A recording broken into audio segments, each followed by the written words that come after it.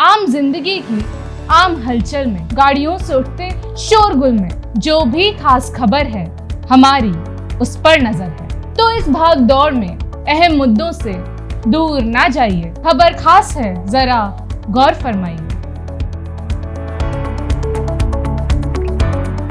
आज सोमवार है। रविवार के आलस को ऑफिस के बैग के किसी कोने में दबाकर फिर से जोर शोर से काम पर लगने का दिन।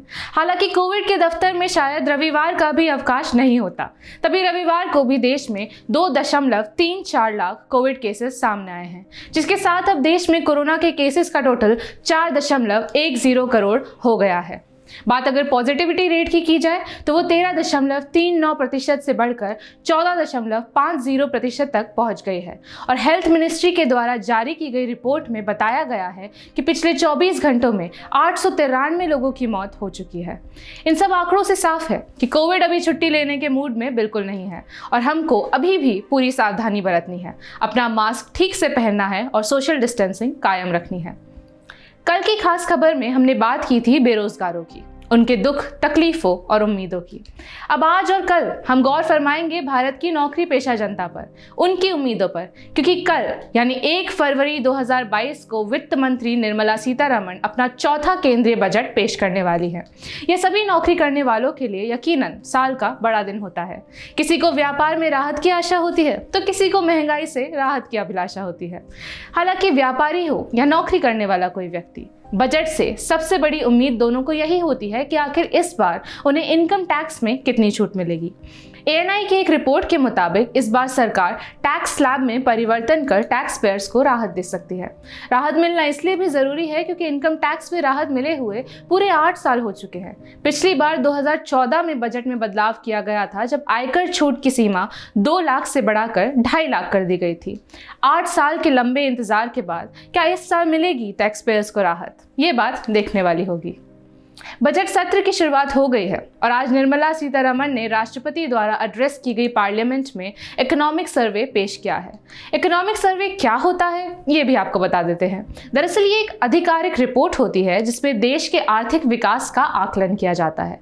साथ ही इस सर्वे में ये भी देखा जाता है कि किन किन योजनाओं को अमल में लाया गया और इनके क्या परिणाम देखने को मिल सकते हैं। सर्वे पेश किए जाने से पहले PM मोदी ने भी देश को संबोधित किया और कहा कि ये भारत के लिए वैश्विक प्रभाव के अवसर का वक्त है, क्योंकि भारत की वैक्सीन ने पूरे देश में भारत के प्रति एक नया विश्वास पैदा किया है।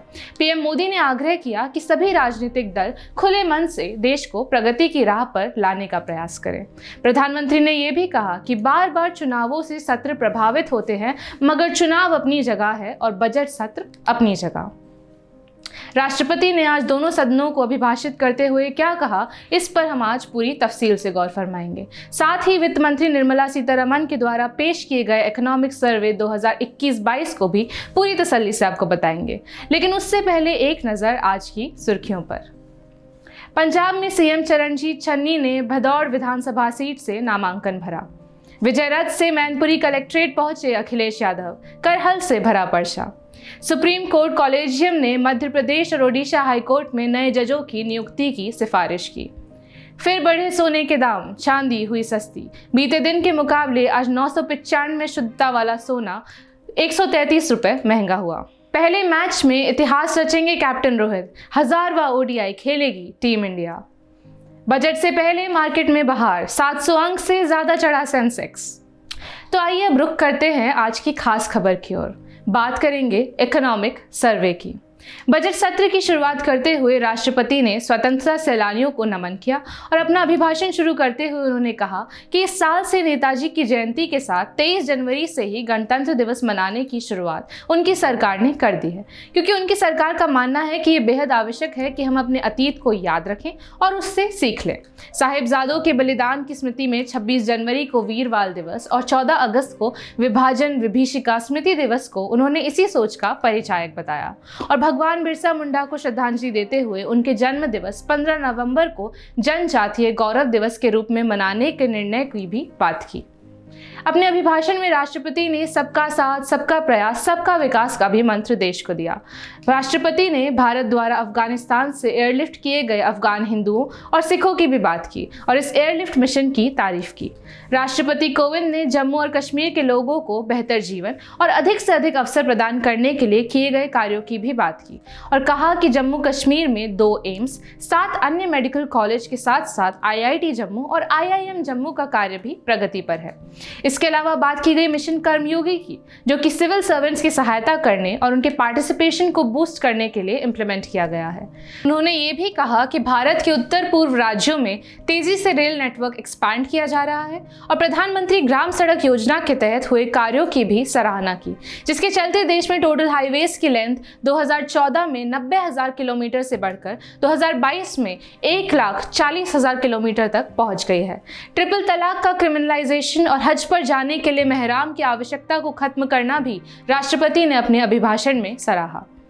यह तो बात हुई राष्ट्रपति के अभिभाषण की, सरकार के उन कार्यों की लंबी लिस्ट की जिन्हें आज संसद में गिनवाया गया।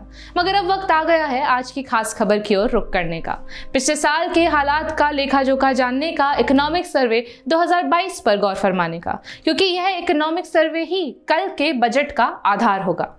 इस साल के सर्वे के अनुसार फिस्कल ईयर 2022 में भारत की जीडीपी में 9.2% की ग्रोथ का अनुमान लगाया गया है और 2022-23 में जीडीपी ग्रोथ 8 से 8.5% तक गिरने का अनुमान भी लगाया गया है।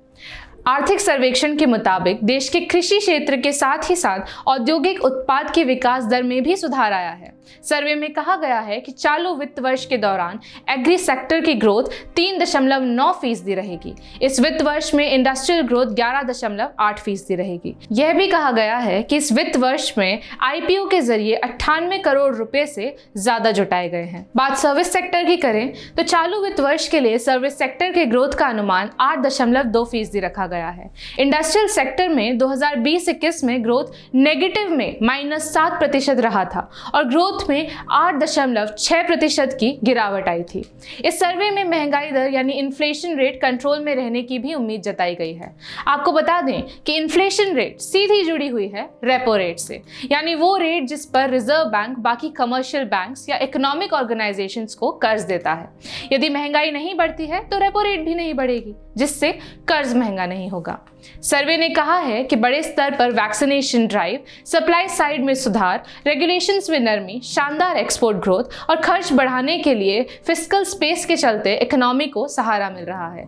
इससे कैपिटल एक्सपेंडिंग बढ़ाने में मदद मिली है। इकोनॉमिक सर्वे में वैश्विक बाजार में क्रूड की कीमत 70 से $75 प्रति बैरल रहने का अनुमान जताया गया है। हमारी अर्थव्यवस्था पर क्रूड प्राइसेस का बहुत गहरा असर पड़ता है और क्रूड महंगा होने पर हमारे लिए मुश्किलें बढ़ जाती है, क्योंकि भारत अपना ज़रूरत को पूरा करने के लिए 80% क्रूड ऑयल का आयात करता है। अभी क्रूड ऑयल $90 प्रति बैरल के करीब पहुंच गया है, जो कि बेहद चिंतनीय है।